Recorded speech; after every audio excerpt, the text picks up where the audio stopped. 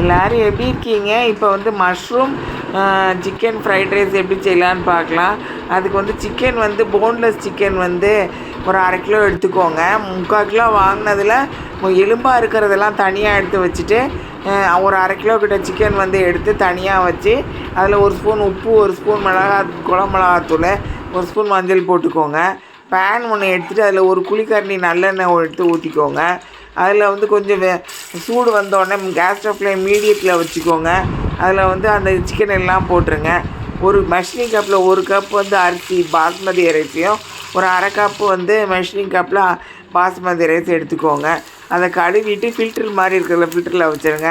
அந்த சிக்கன் எல்லாம் நல்லா சிக்கன் 65 மாதிரி வறுத்து எடுத்துக்கோங்க. அதுக்கப்புறம் ஒரு சட்டியில் வந்து தண்ணி ஊற்றி நல்லா வேக வைங்க. தண்ணி நல்லா வெந்ததுக்கப்புறம் அந்த வச்சுருந்த பாஸ்மதி ரைஸ் எடுத்து அதில் போட்டுருங்க. போட்டுட்டு நல்லா கிண்டுன்னு இதை வச்சு கிண்டி விடுங்க. அதுக்கப்புறம் நல்லா ஓரளவு நல்லா வெந்து வந்ததுக்கப்புறம் அதை எடுத்து வந்து ஒரு ஃபில்டரில் வந்து அதை எடுத்து அதை போட்டுட்டு அந்த தண்ணியெல்லாம் வடித்து தனியாக எடுத்துக்கோங்க. மஷ்ரூம் வந்து ஒரு 4 மஷ்ரூம் எடுத்துகிட்டு அதை இந்த மாதிரி துண்டாக வெட்டி எடுத்துக்கோங்க. அது வெட்டினதில் வந்து 1 ஸ்பூன் வந்து குழம்பு மிளகாத்தூள், ஒரு அரை ஸ்பூன் கண்டோ வந்து உப்பு போட்டுக்கோங்க. நல்லா அந்த பரட்டி எடுத்துகிட்டு அந்த சிக்கன் வறுத்த அதே பேனில் வந்து அந்த மஷ்ரூமை போட்டு ஃபஸ்ட்டு ஒரு பக்கம் வேக வச்சுட்டு 2வது பக்கம் திருப்பி போட்டு திரும்பி வேக வச்சு எடுத்துக்கோங்க.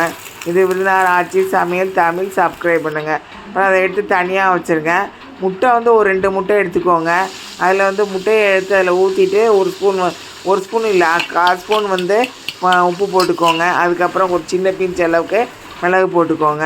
அதுக்கப்புறம் வந்து அதே பேனில் வந்து அந்த முட்டையெல்லாம் எடுத்து ஊற்றிட்டு அதுக்கப்புறம் வந்து அதை நான் ஒரு பக்கம் திருப்பி விட்டுட்டு திரும்பி 2 பக்கமும் திருப்பி விட்டுட்டு அதுக்கப்புறம் வந்து அதை எடுத்து தனியாக வச்சுருங்க. அதுக்கப்புறம் வந்து அது எல்லாத்தையும் எடுத்து ஒரு பேனில் வந்து ஒரு பெரிய தட்டில் வந்து எடுத்து அதில் வந்து சிக்கனெல்லாம் துண்டாக பிச்சு போட்டுருங்க.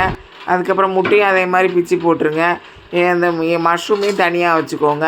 அதுக்கப்புறம் ஒரு பெரிய ஒரு கடாய் எடுத்துக்கிட்டு எண்ணெய் வந்து ஒரு குழிக்கரண்டி நல்லெண்ணெய் ஊற்றிட்டு எல்லாத்தையும் பிச்சு வச்சதெல்லாம் அதில் போட்டுட்டு 1 ஸ்பூன் உப்பு போட்டுட்டு 2 ஸ்பூன் வந்து மிளகுத்தூள் வந்து போட்டுக்கோங்க. உங்கள் காரத்துக்கு எவ்வளோ ஏற்போ அவ்வளோ மிளகுத்தூள் எடுத்து அவ்வளோ போட்டுக்கோங்க. அதையெல்லாம் போட்டுட்டு அந்த சாதத்தை எடுத்து அதில் போட்டுருங்க. எல்லாத்தையும் நல்லா ஒன்றா சேர்த்து கிளறி எடுத்துகிட்டு ரொம்ப ஓவராக கிளறிடாதீங்க. அப்புறம் ஒரு மாதிரி உடஞ்சி போயிடும் அரிசிலாம். அதுக்கப்புறம் எடுத்து குழந்தைங்களுக்கு கொடுங்க. பெரியவங்களுக்கு உடம்பு நல்லா இருந்தீங்கன்னா பெரியவங்களும் சாப்பிட்லாம். இந்த மாதிரி செஞ்சு சமைச்சு சாப்பிடுங்க. நன்றி.